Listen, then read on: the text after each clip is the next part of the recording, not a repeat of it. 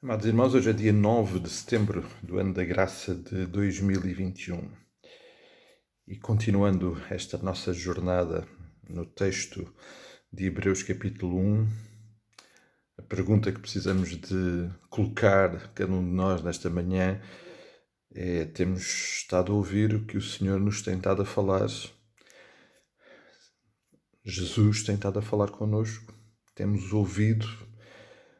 Temos disponibilizado o nosso coração para ouvir aquele que é o próprio Filho de Deus, aquele que é agente da criação de todas as coisas e que fala comigo e com cada um dos irmãos, aquele que é herdeiro de todas as coisas. Ele está a falar comigo, está a falar com o irmão, aquele que é a expressão exata de quem Deus é e que faz resplandecer e que traz o brilho e que manifesta o brilho da glória que Deus tem.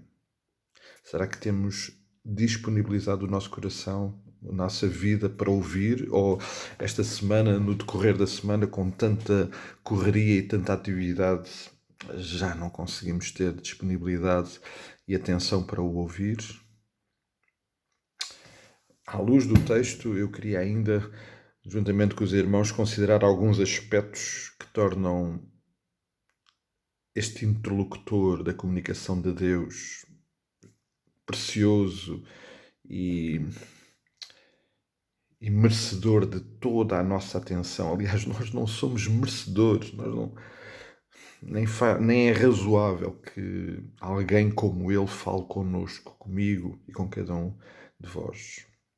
Mas para além de tudo aquilo que já lembramos, diz o texto no versículo 3 que ele não só é a imagem de Deus, é a imagem exata de quem é Deus, mas ele sustenta todas as coisas pelo poder, pela palavra do seu poder. Esta palavra que chega até nós é uma palavra com poder. Um poder que não só comunica conosco, mas que sustenta todas as coisas. Amados, aqui creio que faz sempre sentido nós considerarmos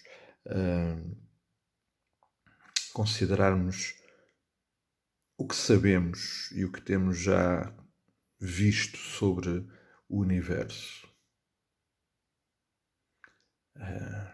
Ninguém fica indiferente ao facto de que, bom, por um lado é impressionante perceber que alguém criou todas estas coisas, que me criou a mim, que criou a humanidade, que criou todos os animais, mas depois criou a imensidão do universo, com o rigor desta criação e que sustenta. A Terra continua a girar à volta do Sol, sem cabos, sem nenhum tipo de sustentação física, tal como a Lua à volta da Terra. É a palavra que tem poderes deste Jesus que fala comigo, que sustenta todas estas coisas. Paulo, quando escreve, e já lembramos este texto, é inevitável, não podemos deixar de voltar a este texto de Colossenses capítulo 1. Ele lembra que nele, em Jesus, foram criadas todas as coisas, nos céus, na terra, as visíveis e as invisíveis, sejam tronos, sejam soberanias, principados, potestades, tudo foi criado por meio dele e para ele. Antes que ele é antes de todas as coisas e nele tudo subsiste. Nele tudo subsiste. O autor da carta aos Hebreus, para nos dar a ideia da importância daquilo que fala connosco agora, lembra que tudo é sustentado pela palavra do poder. Uma palavra que João, no capítulo 1, identifica usa como identificação do próprio Jesus Cristo. Ele é o Verbo, ele é a palavra que tem todo o poder. É ele que está a falar connosco esta semana. Não só esta semana, mas todos os dias. Mas, amados, o texto dá-nos mais dois aspectos absolutamente incríveis para nós percebemos a importância daquele que fala connosco.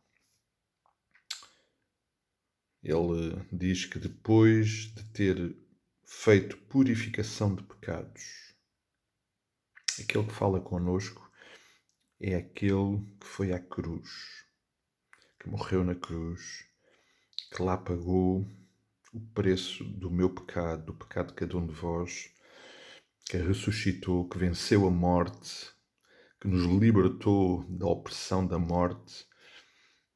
E diz o texto que agora está assentado à direita da majestade nas alturas. Uma imagem que sempre nos impressiona e sempre cria aquela expectativa do que é que vamos encontrar no céu. Eu mencionava isso sobre a glória, o que é a glória de Deus? Não sabemos. Podemos procurar imaginar, antecipar. O que é isto de Jesus estar sentado à direita da majestade nas alturas? Não sabemos, mas dá-nos alguma imagem muito limitada da excelência, da majestade, da grandiosidade deste Deus. Ele que está sentado lá à direita do Pai fala comigo e fala com o irmão. Mas antes de estar sentado lá à direita, ele veio se identificar connosco, ele veio viver connosco, ele se materializou e fê-lo em alguém, num homem, num ser humano, tal como qualquer um de nós, sujeito a todas as circunstâncias que nós também estamos sujeitos. E nesse processo que Deus decidiu usar para nos resgatar, João Batista, na sua missão de proclamar, de anunciar, de preparar o caminho para o Filho de Deus, disse, e está lá registado em João capítulo 1, versículo 29, e no dia seguinte viu João a Jesus que vinha para ele e disse: Eis o Cordeiro de Deus que tira o pecado do mundo. Lembram-se que esta carta está a ser enviada originalmente a hebreus. Para eles, esta imagem do cordeiro sacrificado tinha muito mais... dava uma imagem muito mais real de quem Jesus era. Agora que o próprio João Batista diz que ele é o cordeiro, que agora, de uma forma perfeita, vai fazer sacrifício por nós e vai dessa forma, então, resgatar-nos, vai-nos purificar, libertar do peso e da culpa do pecado. E tal, então, como o texto diz, ele faz purificação das nossas vidas, do pecado das nossas vidas. Amados, é este que está a falar connosco. É ele que está a falar connosco. Quanto mais nós esmiuçamos estas características de Jesus,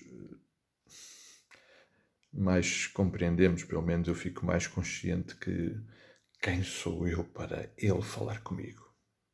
E ele está a falar comigo. Também ganha consciência da barbaridade que eu faço, do prejuízo e da indignidade que eu pratico quando não me disponibilizo para ouvir, ou me esqueço de o ouvir, ou ignoro aquilo que ele me diz. Que o Senhor tenha misericórdia. Porque graça ele está a ter, muita graça por nós, por mim, falando através do seu próprio Filho. Amados, vale a pena pensar nisto. Vale a pena pensar nisto e questionar a nossa vida e o nosso coração à luz destas verdades. Que o Senhor nos abençoe durante este dia e que o Espírito Santo do Senhor fale e toque os nossos corações. Até logo, até amanhã, até quando o Senhor assim o permitir.